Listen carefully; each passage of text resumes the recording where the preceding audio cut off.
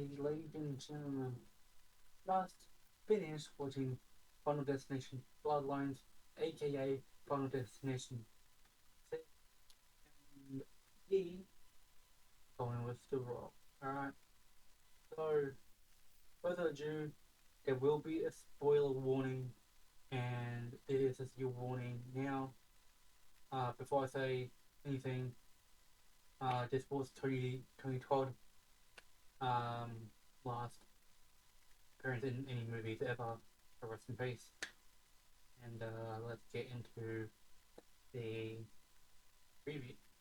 So it opens up with a for the premonition, get a car coming across the track in a red nice car, because this was set in 50 years ago, right? And we get a young blonde haired girl in the car going up a tall building, and it's a restaurant.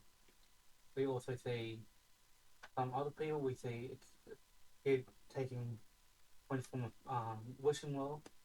We see him also just being a dick on the elevator because the girl's scared. And we are at the place is gonna hold up, and she goes through all of it. We get the little louder now song going on. We get her telling one of the musicians that she's pregnant with. She found out, and she has a little kid of her own. And we get probably, and I'm not even saying it seems like it's something out of the Titanic, alright? The glass floor breaks, sending a lot of people down, just falling down to the death. In their head, falling down, everyone freaks out and starts running, people get set on fire, girl gets set on fire because of the fumes, it explodes the building, and people try to go downstairs, collapse. Besides the kid runs down. Everyone else tries to get into the elevator, and this musician saves her kid and puts her in in like a box. She gets burnt out. Everyone dies. She falls to her death, and then we see the little kid walking out happily and gets squished by a piano, which was so satisfying watching that little brat die. And we and then we open up into another person wakes up in a middle classroom in college, and this find out it is the main character, also known as the granddaughter, as her name is Stefani. She is the main culprit of everything going on, and she apparently has this dream for 2 months and don't know what it means. So she tried to find out of her grandma because it was the same name as her girl. We find out that the family doesn't really talk to her because she's a nutcase, and when she visits her, she tells her who she is, what happened, and she's been in a little hut, in a little cabin for over 20 years, and she gives her a book, or tries to, but she doesn't, but Stephanie doesn't listen. And because she hasn't left the cabin, she's like, I'm gonna risk it, let's go. And this girl is the same girl from the 50s. And she gets killed, just headshot. And when I say that was satisfying, oh man, that is a great starter of this movie. Okay. Because of the book, she gets obsessed and tries to save everyone, and tells everyone, but everyone thinks she's a nutcase because she went to college and she didn't really keep in touch with her brother, her friends, or whatever. And she tries to warn Eric, which is Richard Hammond, who you may know from The 100. And we see You know the teaser trailer. In tattoo shop, King Hun falls back into the fire. Guess what? Leather jacket doesn't kill him. Then he's like, oh, messing around. Oh, I can die. I can die. Car misses him. He still doesn't believe her after all this stuff going on. And then Iris is Eric's sister, and she goes for a jog, and leaf ball goes everywhere, gets into the kids' eyes while they're playing football, soccer. Soccer ball hits her head. She falls in the bin, goes in um, the garbage truck, and they try to stop the truck, but when he does stop it, she gets crushed. And I forgot to mention because I completely just remembered at the barbecue scene, the Uncle Harold got killed by a what? The fucking God. I don't remember the name. Wow. Okay. Anyway, there's two down, and then we find out that the death is going in order of the age and the family. Because Eric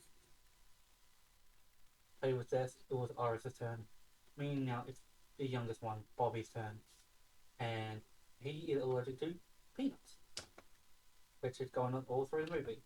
They go to a hospital because we find out we there's one survivor, and it is William Bloodworth, aka the main guy who warns everyone don't mess with death. You know him, or maybe you know him as a Candyman. It doesn't matter. AKA Tony Todd, and he says since my friend died, I'm also dying, and you just need to live life at the moment, and that is just him talking to the audience. Because this was his last movie. It's good cameo, sad cameo, and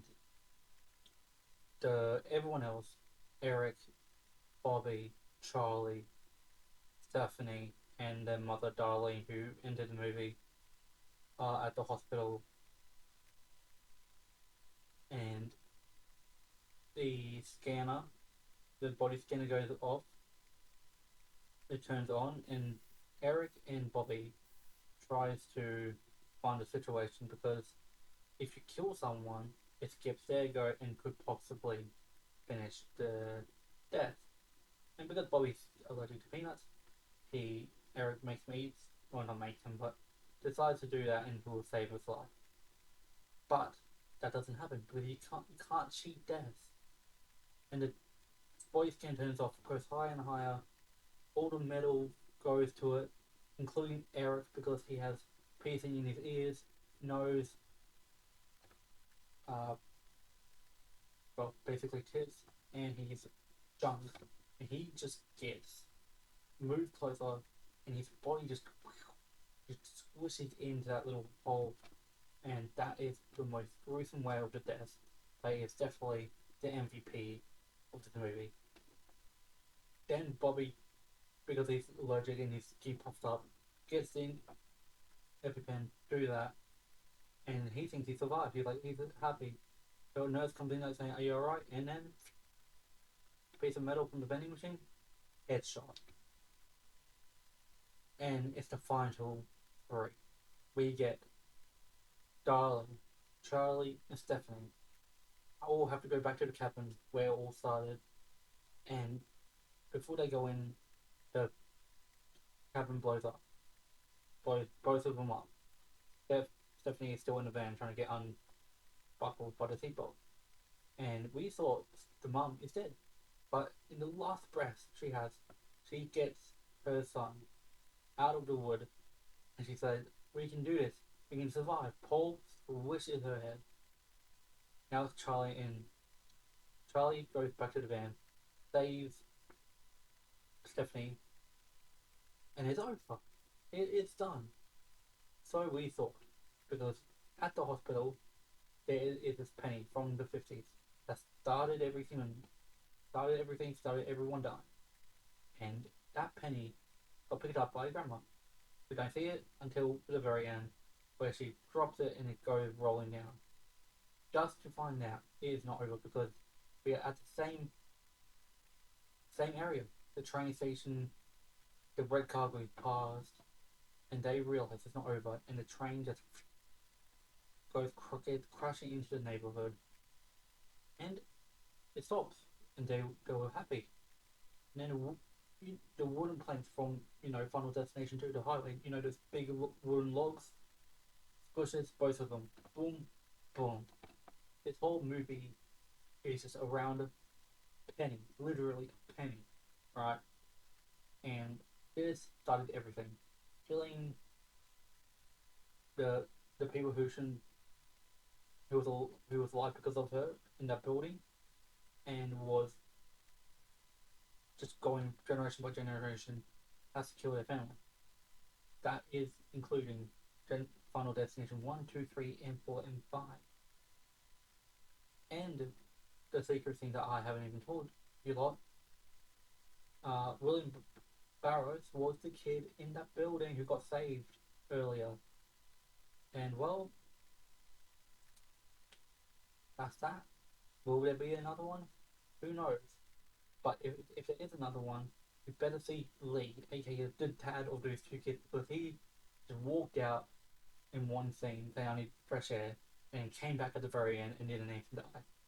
So hopefully we get a seventh one, and I did spoil it. I did put in the title and warned you at the start.